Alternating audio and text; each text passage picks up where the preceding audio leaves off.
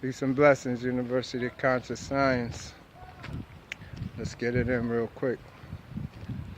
You know, I was building with the ancestors, and it was kind of different. You know, everything been different a lot lately. And one of these things that I'm understanding is the fact that our reality. That's how it was like a download.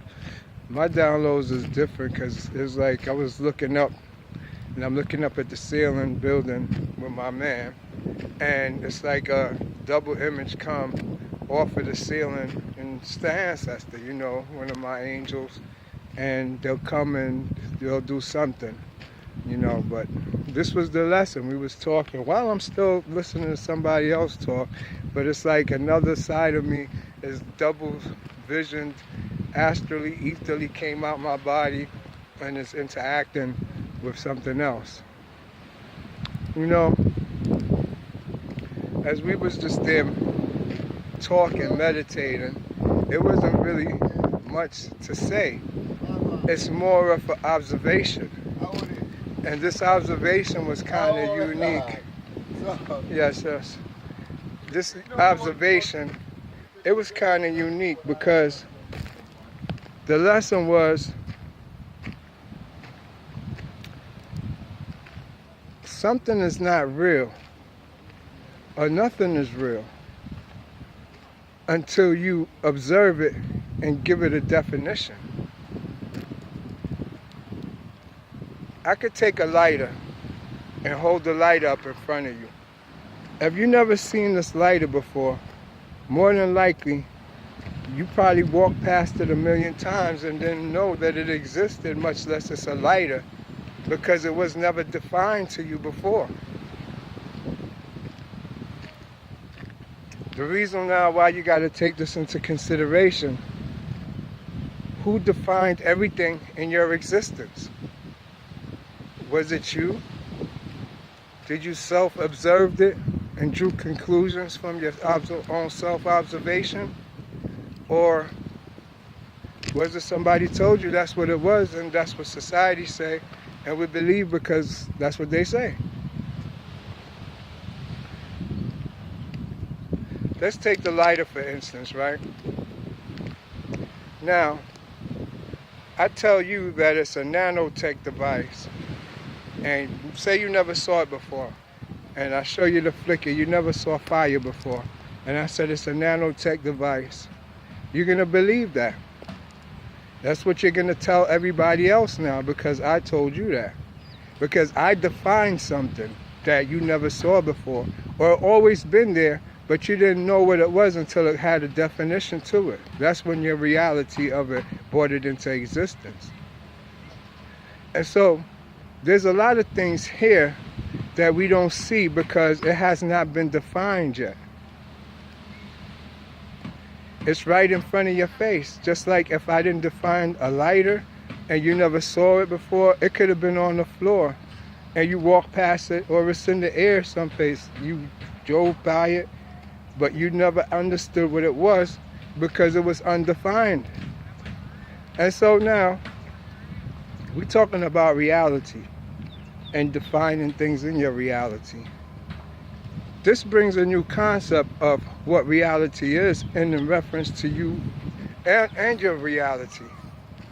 Because now, if you look at it from a social concept, everybody's going to see one reality. That's why we're all here as a group in one big sphere or macabre. But when you individualize yourself and take yourself out of the social mind or the social construct of the government, you become now the creator of your new reality, meaning you redefine all those things that was actually here that was already defined for you, to test them, to see if that's what they really are. You know, when we was told the things that we're told, that is, we was told under the circumstances of our five senses. As we matured now, we develop more inner senses, We have extrasensory perceptions, psychic abilities, telepathic abilities. These are things that's dormant in us. But as we mature and we leave the more physical side of life, the challenging of life, trying to compete, trying to get the house, trying to do what everybody do. Hello, how you doing? You all of a sudden change. And you start looking up for higher values out of life. Life take up on a different meaning. And so this is now where you get your psychic abilities and your telepathicism that I'm referring to. But you don't really know that it exists because you haven't had the experience to trigger it. Everything has a trigger. Maybe your trigger hasn't been defined yet. It's probably right in front of you. You probably experience it all the time. But you never defined it, so you didn't know what it was. That's what I'm here to help you do. To make a lot of things that you didn't understand be definable in your existence. By me sharing my experience with you, you get to see that some things you call coincidences is not actually coincidences. It's all part of one experience that we all share if we release ourselves from our egotistical beliefs. And that's the truth. When you're looking for the soul, it was always there, but it was always gone because the ego buried it. This burial is, replicated in a lot of ancient books and Masonic books. It's the Harem Abyss story, It's the same story of Hercules. It's the same story of Jack and Jill. It's many stories, you understand? So once you understand the basics of the stories, you understand how everything works. Hello, how you doing? Blessings. And so by you understanding how you work, you're able to redefine your reality in a sense of your own macabre, how it relates to you, your gods, your destiny. All of this now plays a part in your definition of your reality.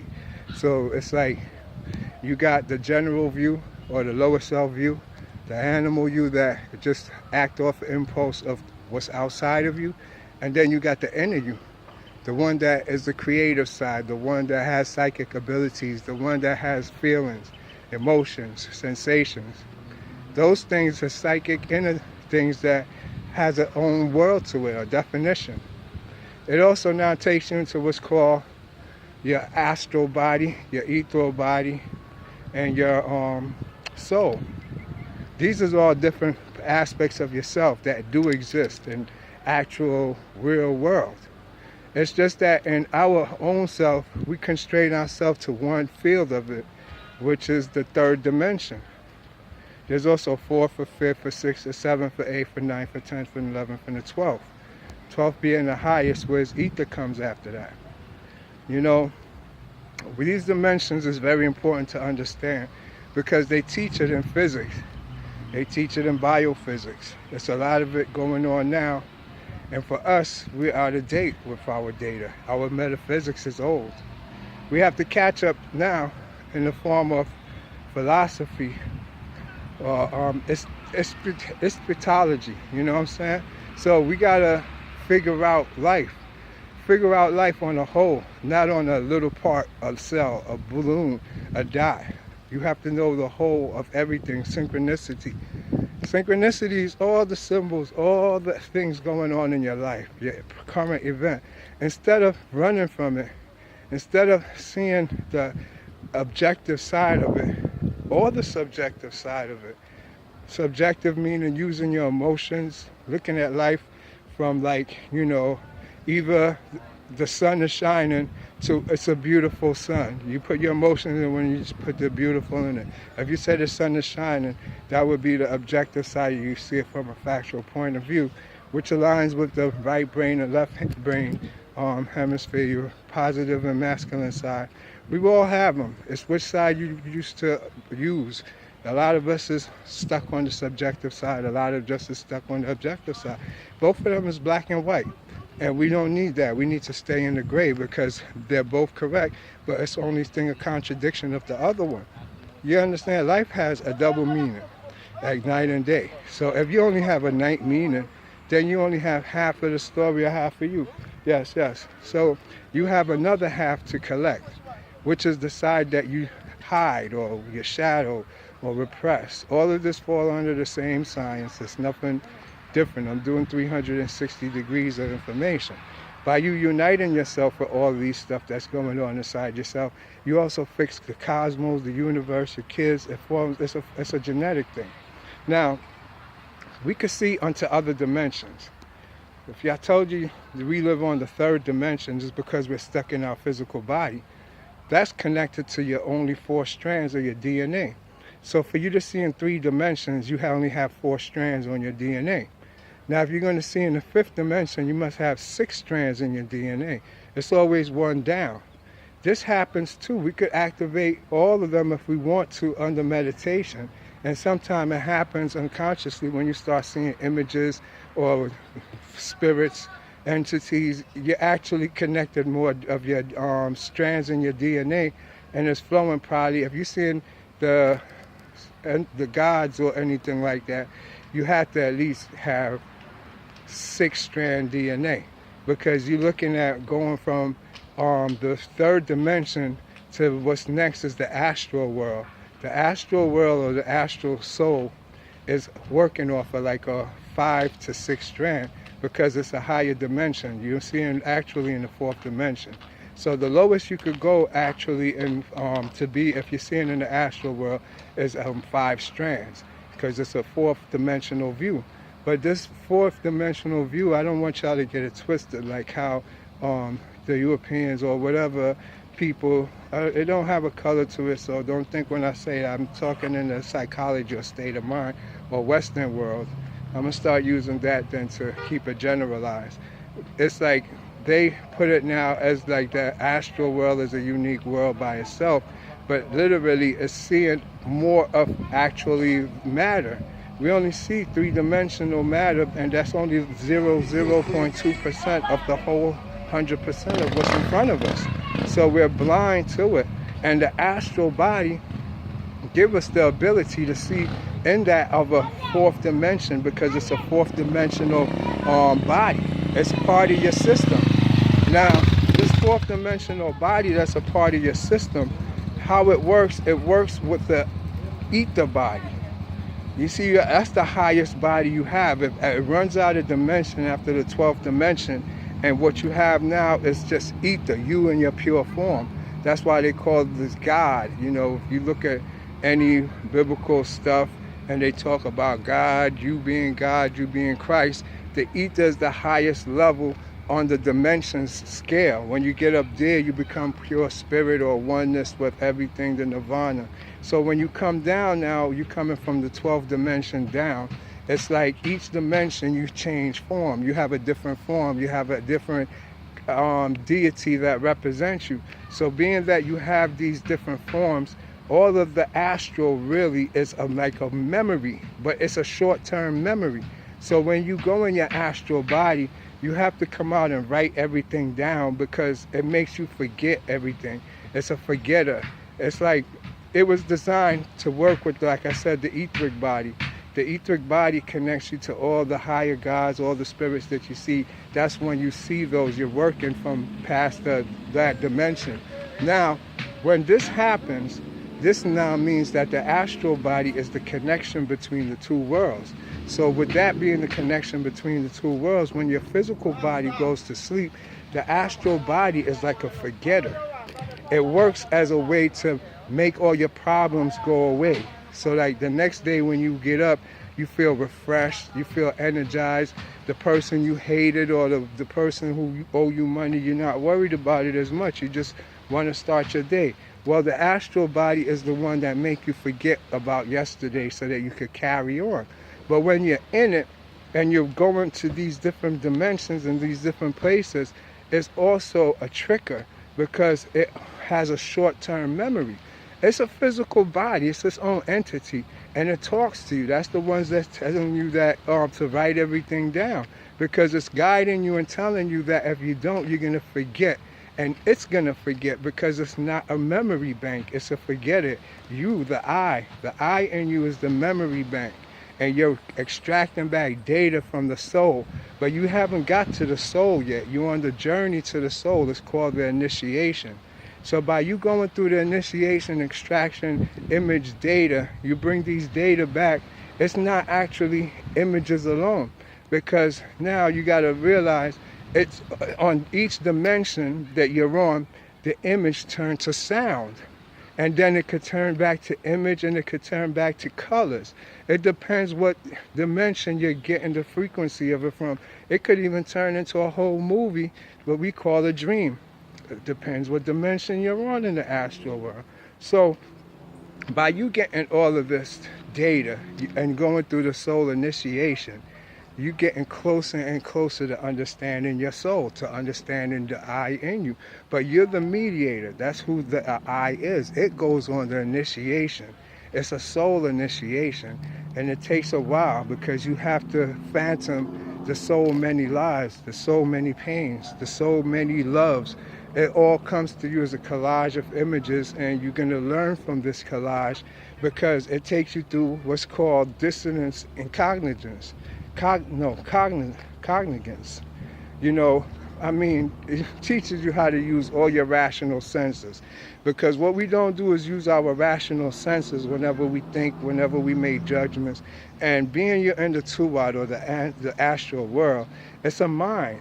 It's the mind of the universal consciousness. It's part of a matrix of what's called, I think it's a 12-dimensional frequency. It's an oscillating range that we stay in. We think that we're actually alive. It's more deeper than how we think. We actually like in a substance, and this substance is mind. It make you believe your hair moving around, and you believe that these are trees. That's because everything is vibrating at the same frequency as you. And so it feels real, but it's not. Once you go into your astral body, you break that dimension, and you left that third dimension. And so you got to realize when you come back, only reason you're stuck there is because of the anchor body. But it's not real. You could break that too. It's take time and practice, but you're on the path. When you get to the soul will teach you all that. It's a shapeshifter. You want to see the shapeshifting in it, go look in the mirror. And once you're in the mirror, just stare into the white of your eyes. Just staring there for a long time, and you will see your face shapeshift. You will see your soul come up, and it will talk to you. You hear it psychically in your head, and it will tell you what to do as far as your past memories. It ain't going to give you instructions about nothing, and don't ask it nothing, but it will show you who you was in your past lives, all your different yous. You'll notice them, so just got to be able to pay attention. Now, once you get acquainted with your astral body, it works, like I said, with the ethereal body, in the sense that if you didn't wake up, it's because your ether body is asleep. The ether body don't actually work until you become conscious. And how you become conscious is by actually astral projecting, going into meditation and using the astral body. The astral body is the key to waking up the etheric body, which is where everything is at, the soul memory, and where you have to go to start the journey of the Het Haru, or you're going to call it the Christ, or anything of this science of Buddha that you have to do with the journey to go get your soul from the ass, the donkey. The reason it falls under that context is because of the simple fact you got a pineal gland. It's tied there. They call it the knot is there. There's also one on your heart and one on your ass. Your ass is where your soul is at. So if you don't loosen these knots by going into meditation and astral projecting, you'll never be able to awaken. And when you pass away, your ethereal body had never was there. So what happens is you have another body. You got a mineral body. Your mineral body now, it's responsible, and you will see it. It's in your astral world or your ethereal world. They say it's ethereal because of the simple fact you have in ether. What we have in common with ether in this world is crystals. All crystals, gems, emeralds. Those is ethereal-based. Minerals is all ethereal-based objects. They're like living beings, but only in the ethereal world. Now, animals and plants live in the astral world. You have all of them, yes, yes. All of them coincide with the astral world, so they do everything they're going to do in the astral world. Now, all of those is different because plants also is in the ethereal world too. And we see these, no, let me get it wrong. Plants is not in the ethereal world. Only thing you're going to see up there is things from the mineral and the higher beings, angels, ancestors, that's all up in the ethereal world. But the astral world is the soul journey. But now, the minerals that, like I was saying, they're responsible for really the dreams you have, or the astral projection where you see the city that looks all LED bright, everything look all perfect, and like you travel into a whole nother dimension. Well, that's the mineral world when you see those LED bright cities or those bright beings that look like Horus. And those is actually a part of your system that it actually now is the cause of course, the gods of destruction. You see, the gods of destructions that they talk about as far as in the ancestors and the deities is literally the mineral world in your chakras or in your system. You see, how it works is the minerals that we eat and we feed on for vitamins, they don't give us vitamins how we think. It's like we're a burning nuclear reactor in motion. Your skin is always regenerating, your nails is always regenerating, your hair is always regenerating. Why?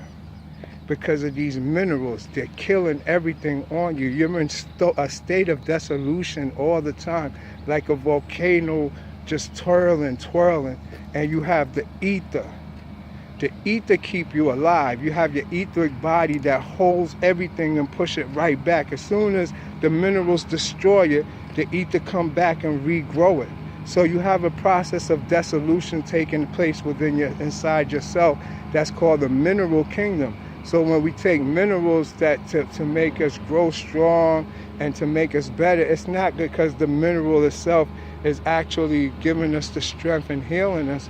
It's the minerals that's destroying the moment that is making everything refresh and renew.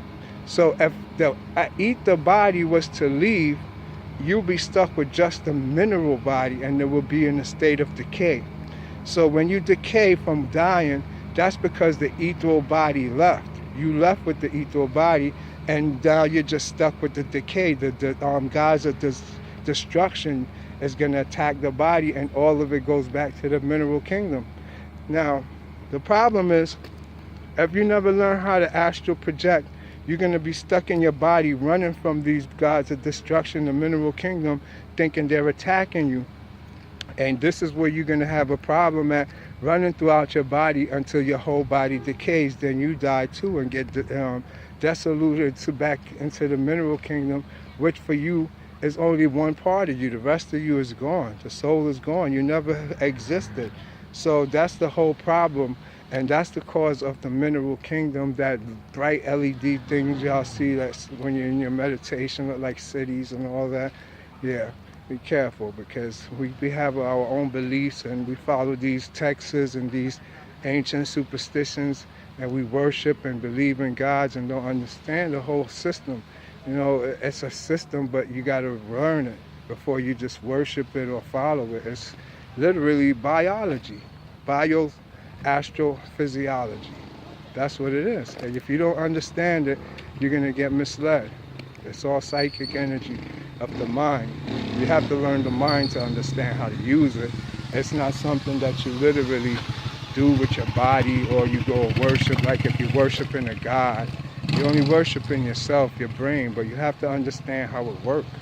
You know, the cathedrals, all cathedral ceilings is the same, because when you go inside yourself, that's where you come out at, inside this brain that it looked like a beehive when you're there.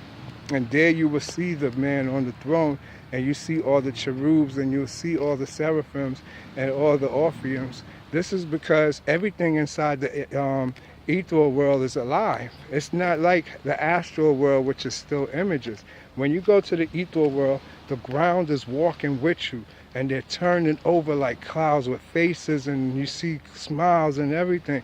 Everything is alive. Your teeth is alive. It's moving. The clouds is alive and running around. The mountains is lions. The darkness is dark panthers. Everything is real in there. It's nothing that is dead. It's not nothing like that, and that's where you're really from. That's the God stage. And if you don't realize, to get up to the God stage, and you got to be able to phantom all that I just said, a living world where the trees are snapping at you as we walk by. Everything here is alive. It's nothing dead, and they moving and they flourishing. Everything you see here will be alive. So you have to get used to that. That's just how the ethereal world is. And that is the hologram that make this world that we live in, a holographic universe, because those is the actual real images that's projected down that you're seeing, like in this image right here. You understand? So they're up there in the astral world, in the ethereal world, and it's a holographic projection, because after it leaves the ethereal, it start going down dimensions. As they go down dimensions, it changes its shape and form, going from a gas state to a liquid state, then to a solid state, to where we see it like as a ghost image, a holographic image. And embedded in it is sound, music, lights, everything we need for the information genetically for us to grow. So that's how it actually works. Anyways, it's getting kind of long. I just wanted to give y'all a little lesson. It's been a long time, but I'm back on University of Conscious Science. One love.